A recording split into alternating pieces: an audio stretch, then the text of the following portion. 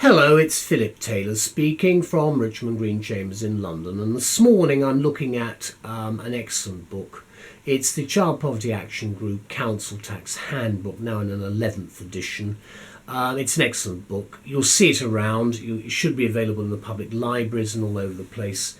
I personally think this book is a really excellent document for everybody involved with council tax matters.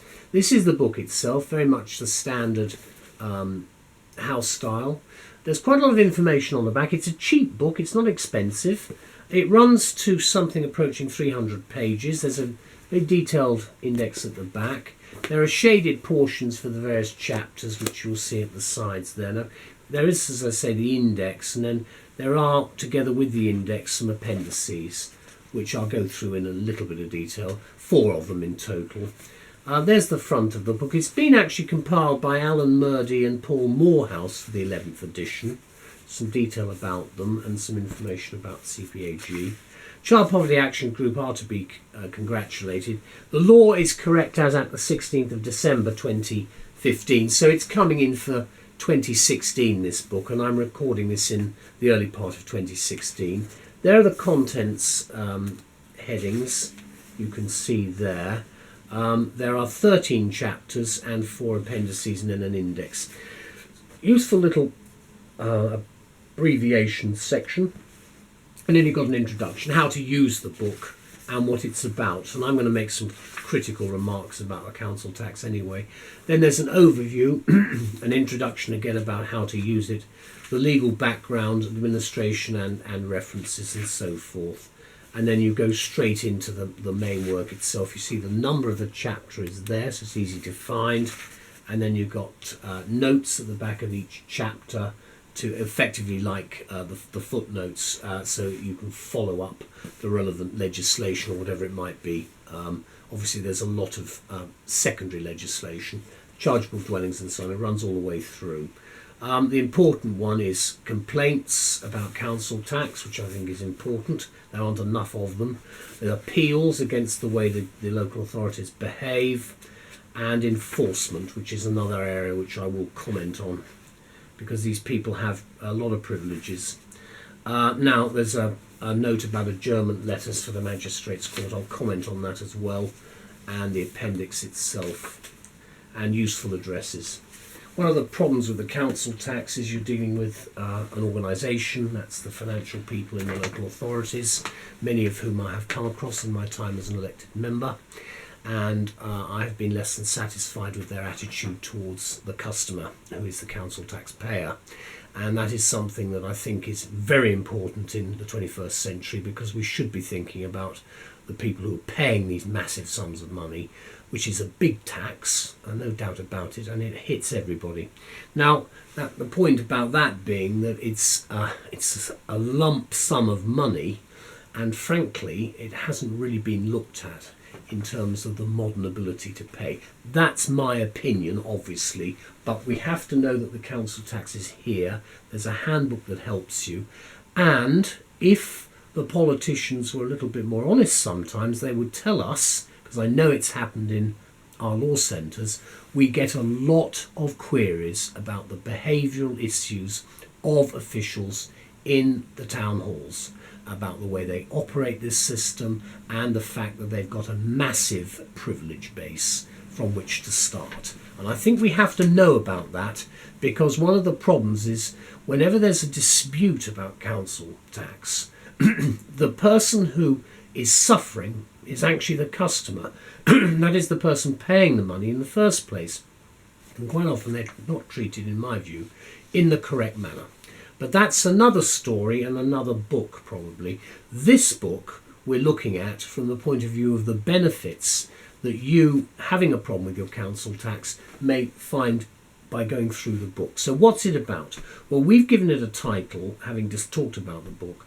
We said this Child Poverty Action Group Handbook remains the most widely used and the best practical guide covering all the aspects of the council tax for 2016, and that's really where we are at the moment. There are previous editions, but this is the most current.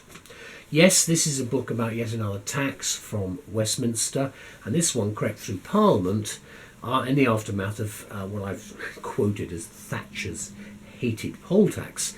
Now, that starts the emotions going immediately, because the poll tax was a complete and utter disaster, but it's been that way for centuries whenever they've tried to introduce it. What's happened is, from that disaster, all sorts of things have happened, and this is what we've ended up with. Now, in other words, it's one of the regular cyclical attempts by politicians over the centuries to take more money from us to fill their coffers. In this case, it's for local services. The fiscal phoenix rising from the current ashes is now called the council tax, and is money taken for services provided to local residents. And forget about the support grants from central government, which are being tinkered with yet again. One thing which many voters also disapprove of with the introduction of the council tax is the method used by local authorities to deal with non-payers, those who don't want to pay it, or won't pay it, or can't pay it. Yes, you get it. There's another privilege, of course, for the state in litigation, this time via the liability order. I haven't been very impressed with the way that they get preferential treatment over these orders, and we quite often as practitioners have to hang around and wait until they've been dealt with. Don't like that at all, because in fact I think we should be looking at more of a balance in the listings. But again, that's another issue, but it's all part of some of the grievances, and I've had many of them over the last few decades concerning this particular tax and some of the other ones. And I do hope that in the next few years, with the changes the courts are experiencing with IT and everything else, that we may get a better system in. I can but hope, let's put it that way. Wouldn't it be a great system then, I suggest, if we could all go to the magistrates for a liability order when we don't get paid? That would be rather nice, wouldn't it? But that's another story about the unevenness of the enforcement actions. They are well covered here, and again, it is a big area, because a lot of the cases I have, there can quite often be a council tax issue in it. And if you've ever tried to deal with local authorities, you will know how difficult it is, because they do preserve their anonymity and they don't identify themselves, and it makes it very, very difficult for us as practitioners to sometimes put our finger on the people who are responsible, because they do make mistakes. Not always. There are a lot of people who don't pay when they should, accept that, but at the same time I do have concerns, and that's really why I think with this handbook it gives you the best possible advice that you can get if you've got a problem, and it's really reasonably easy to read, because it is actually, they've made it difficult. I know who to blame for all of this, and I know which politicians I blame in particular, but the point is, like with the other areas of tax, they've made it impossibly difficult to understand, and it's quite unnecessary, and that will be a big issue, I think, for the next probably 30 to 40 years, where we start looking at the way in which taxes are set out, explained and collected, because at the moment it's a mess, and it's got worse, and it's getting more complicated as the years roll by.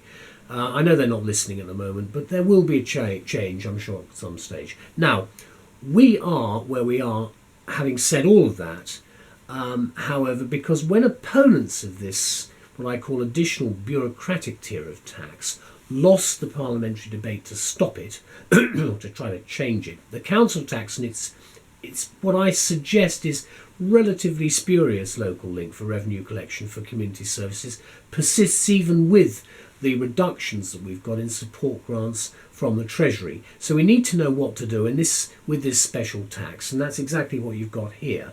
It's a handbook which gives to us as practitioners, advisors, MPs, councillors or councillors, probably the best of all the guides which the Child Poverty Action Group regularly publishes to help us in this area of social and welfare law, because that's really what it is. And you are dealing quite often with a lot of people who've got very little money because they're not paid very much, and yet the council tax is an onerous tax. We hope then that every law centre will have a copy, the libraries should have copies, the CAB should have copies of the new 11th edition, which has been put together for 2015 by Alan Murdy and Paul Morehouse, and I'd like to thank them for doing it. And it illustrates how the council tax works in one of the most succinct ways we have seen for some years, because it's not the easiest thing to understand.